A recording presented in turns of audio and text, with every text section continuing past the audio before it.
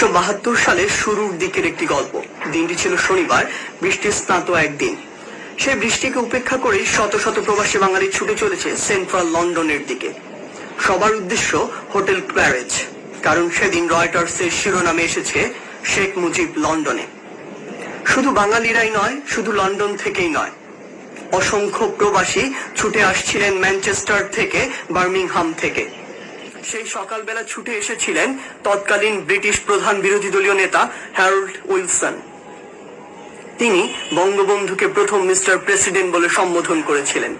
শুধু তাই নয়, সেদিন রাষ্ট্রীয় সফর সংক্ষিপ্ত করে লন্ডনে ছুটে এসেছিলেন তৎকালীন ব্রিটিশ প্রধানমন্ত্রী এডওয়ার্ড হিথ। বিকেল 5টায় 10 নম্বর ডাউনিং স্ট্রিটে বঙ্গবন্ধুকে সম্মান জানাতে বঙ্গবন্ধুর সাথে বৈঠকে বসেছিলেন। বৈঠক শেষে যখন বঙ্গবন্ধু তার গাড়িতে উঠবেন, তখন ব্রিটিশ প্রধানমন্ত্রী নিজে সেই গাড়ির দরজা খুলে দাঁড়িয়েছিলেন। যতক্ষণ না বঙ্গবন্ধু গাড়িতে উঠছিলেন ততক্ষণ পর্যন্ত। এই ঘটনার পর পুরো পৃথিবীতে শোরগোল পড়ে গিয়েছিল। পুরো পৃথিবীর মিডিয়া এক হয়ে যখন এডওয়ার্ড হিথকে জিজ্ঞাসা করেছিলেন তিনি সকল প্রথা রীতিনীতি ভেঙে এই কাজ কেন করলেন, তিনি উত্তরে বলেছিলেন, আমি জানি আমি কাকে সম্মান জানিয়েছি, আমি জানি কাকে কতটুকু সম্মান জানাতে হয়। তিনি কোনো সাধারণ মানুষ নন, তিনি একটি জাতিকে মুক্তিদাতা, এক মহান বীর। তাকে সম্মান জানাতে পেরে বরং আমরাই সম্মানিত। আজ সেই বঙ্গবন্ধুর জন্ম শতবার্ষিকী মার্চ মাস, যে মার্চ মাসের 7 তারিখে 1971 সালে তার একটি তর্জনীর হুঙ্কারে পুরো 7.5 কোটি বাঙালি ঝাঁপিয়ে পড়েছিল যুদ্ধে। যুদ্ধ শেষে ছিনিয়ে এনেছিল স্বাধীন দেশের স্বাধীন পতাকা।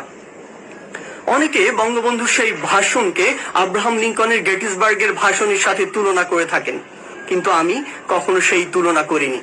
কারণ যে ভাষণ স্বাধীনতার 50 বছর পরেও যে ভাষণের প্রতিটি শব্দ আমাকে শিহরিত করে তোলে, সে ভাষণ পৃথিবীর অন্য কোনো ভাষণের সাথে তুলনাযোগ্য হতে পারে না।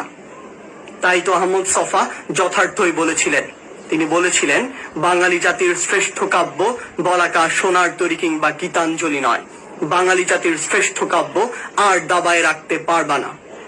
যে মানুষটি জীবন ও যৌবনের 14 বছর জেলে কাটিয়ে দিয়েছেন শুধুমাত্র এই বাঙালি জাতির মুক্তির জন্য, সেই মানুষটির বুকে শরীরে 18টি গুলি করে ঝাঁঝরা করে তার প্রতিদান আমরা দিয়েছি।